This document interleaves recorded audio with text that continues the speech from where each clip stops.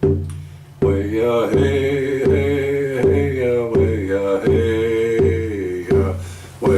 hey, hey, way hey. Most sooner or later, heated out J. Lee. Welcome. All right. This morning we're going to be looking at new insights, new beginnings. As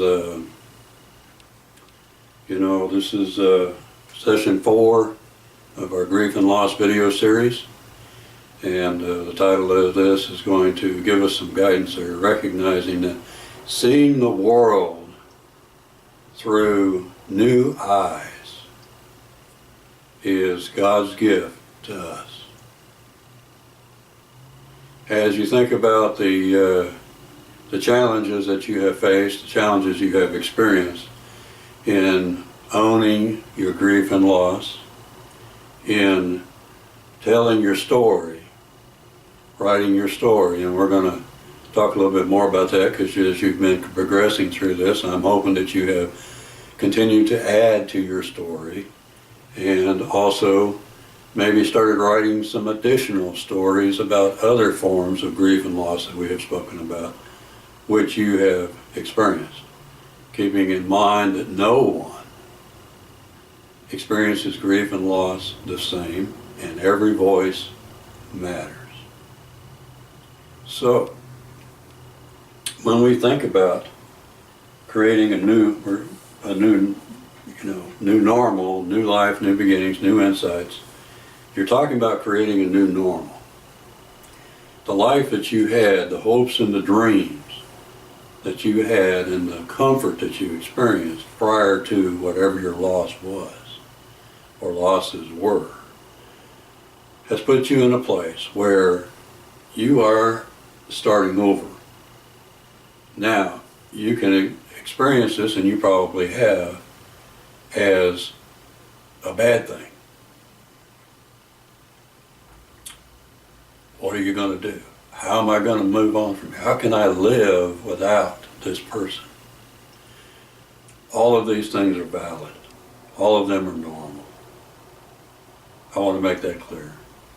And when you think about it in that context, I want you to think about also there is a gift, and the gift is opportunity. You do have the opportunity to live a life in a new way.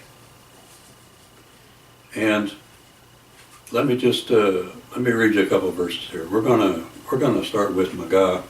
Well, first we're gonna go to Nikanogida, which is the Psalm 13, and this is one of King David's personal individual laments. And it helps to illustrate just how intense the emotional context of grief can be. How much of a significant impact loss has on our lives. So this is a short reading, and here we go. How long, O God, will you forget me forever? How long will you hide your face from me? How long must I bear pain in my soul and have sorrow in my heart all day long? How long shall my enemy be exalted over me? Consider and answer me, O Lord my God. Give light to my eyes, or I will sleep the sleep of death, and my enemy will say, I have prevailed. My foes will rejoice because I am shaken. But I trusted in your steadfast love. My heart shall rejoice in your salvation. I will sing to God, because God has dealt bountifully with me. And you're probably asking yourself, how can David go from a place of intense grief and anguish into recognition that God's love is there, God's salvation is there, and God has been wonderful to him. So much so that he says the word bountifully. I mean, how can David come to that place? He comes to that place through recognition that loss, however grievous and however sorrowful it is also an opportunity and a gift in a way. It gives us the chance at new insights and new beginnings, to build a new life. And what we do with that says a lot about us. Now our second reading is going to be from Magah, Matthew 13. Jigsaw used storytelling a lot.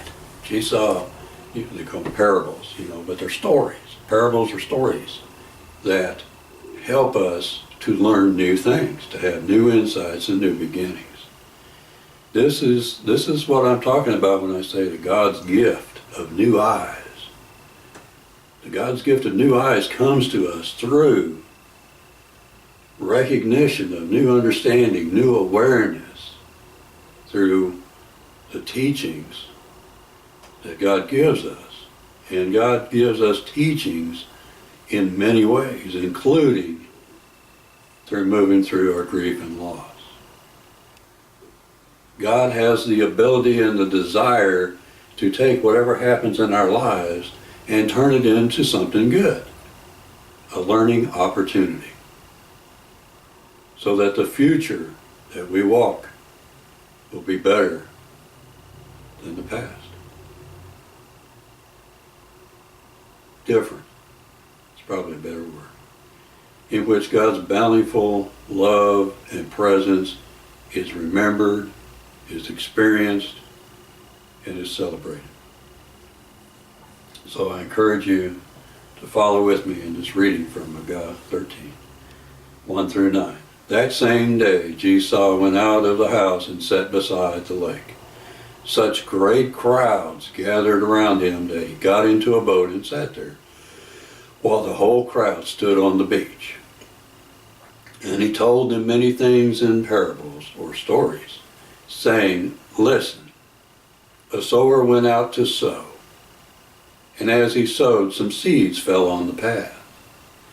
And the birds came and ate them up. Other seeds fell on rocky ground, where they did not have much soil, and they sprang up quickly, since they had no depth of soil.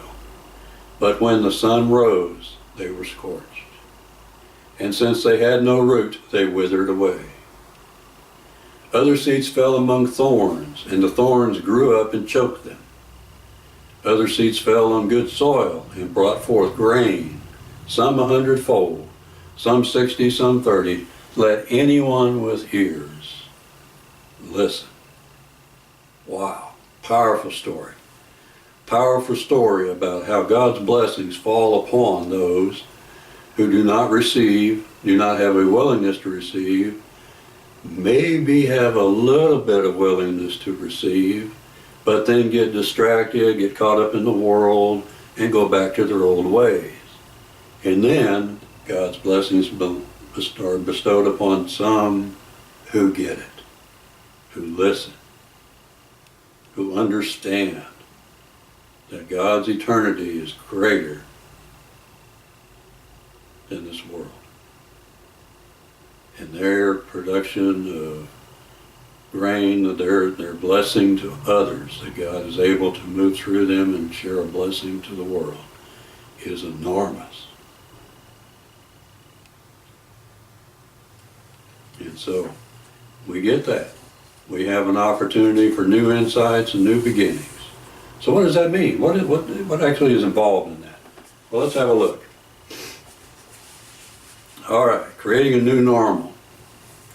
Significant loss means the end of what once thought of as normal. Everyone responds to loss differently and everyone grieves differently. Grieving is a way of healing our emotional and psychological selves. And by the way, I'm on page 13 of the workbook, which you can download from the web pages. Like a physical wound, grieving takes time. There are several things that can help us all while we move through our grief and create a new normal after a loss. First of all is me time. Carving out some time for yourself to sit with your feelings and do some processing of your own is extremely important.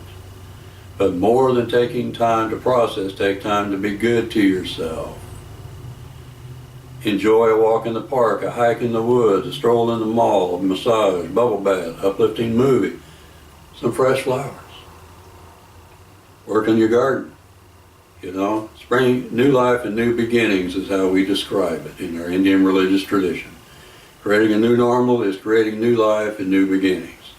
Having new insight means creating a new life and new beginnings. And when you do that, it's like being in springtime and growing a garden.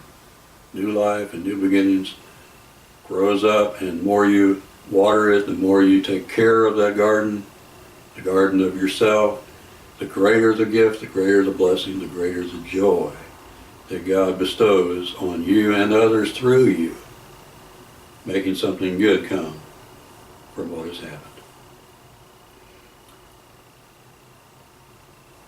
Self-care is what we're talking about.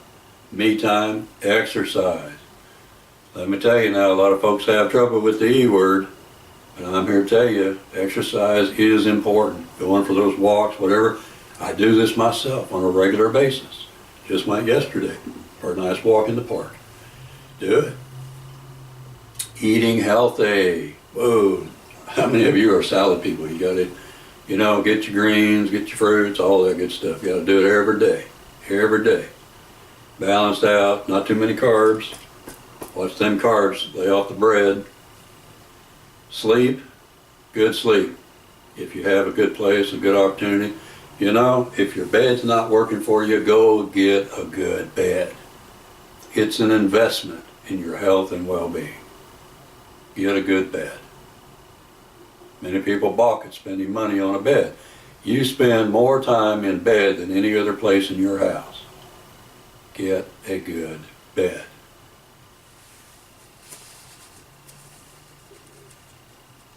All right, there's some more stuff we want to do too. Now, I want you, and you've got your workbook, I want you to turn to page 14, which is an exercise. Exercise 4. Keep a week-long list called Good for Myself. You are to write down on your list every day for 1, 2, 3, 4, 5, 6 weeks in a row something you did good for yourself each and every day. That is how God gets your attention, by making you do your homework. Being good to yourself is showing respect for God. People who don't respect themselves don't respect others and don't respect God. Respecting others is respecting God. Respecting yourself is respecting God. Would your loved one want you to disrespect yourself and disrespect God? Powerful stuff. Powerful stuff. Take good care of yourself. Go out there and have some fun. It's okay to have fun, It's okay to enjoy yourself. It's okay to take care of yourself. It's very important. Very important. And part also, too, of your homework is exercise 5, new insights and new beginnings. Transcending the loss and making something good come from it. So over the process of a few weeks or months since your loss, you have gained new understanding, a new perspective on life.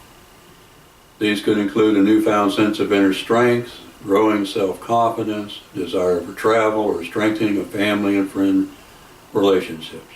You may have developed a new skill sets and found a new interest, a new hobby, a new activity. Perhaps an old interest or dream has been resurrected into a second chance.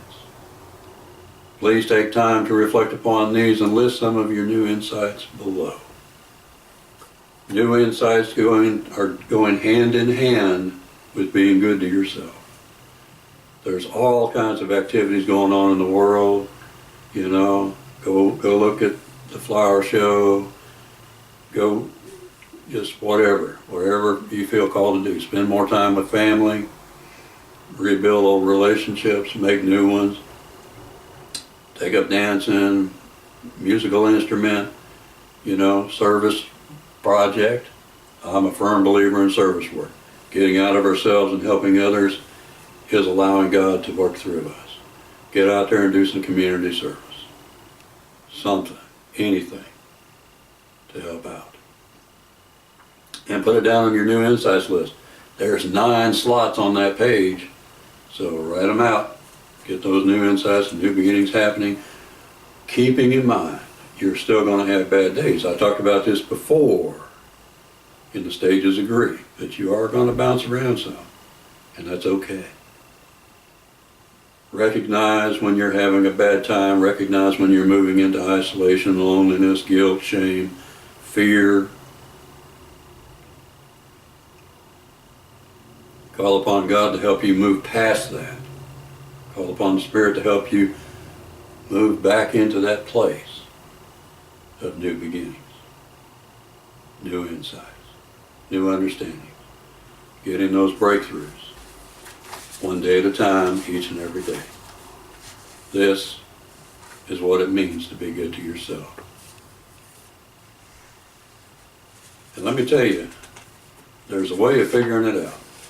How you treat yourself, how you are seen by others, is the story that they're going to tell about you when you're gone.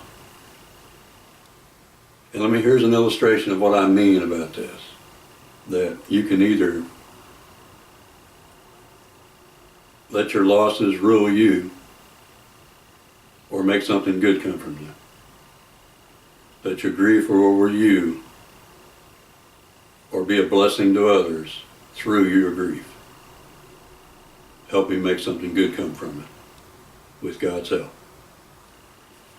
Here's a story about one such illustration. It's a very dramatic story. It is possible to live under a delusion. You think you are kind, considerate, and gracious when you are really not. You think you are building positive stuff into your children when in reality, if you could check with them 20 years later, you really didn't. What if you could read your own obituary? How do people really see you? Here is the story of a man who did. One morning in 1888, Alfred Nobel, inventor of dynamite, awoke to read his own obituary. The obituary was printed as a result of a simple journalistic error. You see, it was Alfred's brother who had died, and the reporter carelessly reported the death of the wrong brother. Any man would be disturbed under the circumstances, but to Alfred the shock was overwhelming because he saw himself as the world saw him. The dynamite king, the great industrialist who had made an immense fortune from explosives. This, as far as the general public was concerned, was the entire purpose of Alfred's life. None of his true intentions to break down the barriers that separated men and ideas for peace were recognized or given serious consideration. He was simply a merchant of death. And for that alone he would be remembered. As he read the obituary with horror, he resolved to make clear to the world the true meaning and purpose of his life. This could be done through the final disposition of his fortune. His last will and testament, an endowment of 5 annual prizes for outstanding contributions in physics, chemistry, physiology or medicine, literature and peace. The 6th category of economics was added later. Would be the expression of his life's ideals and ultimately would be why we would remember him. The result was the most valuable of prizes given to those who had done the most for the cause of world peace. It is called today the Nobel Peace Prize.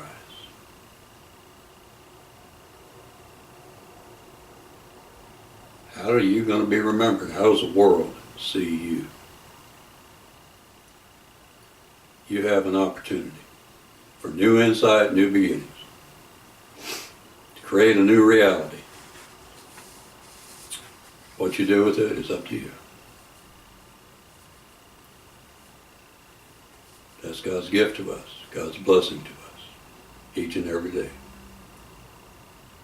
Walk in beauty. Walk up. Way ahead.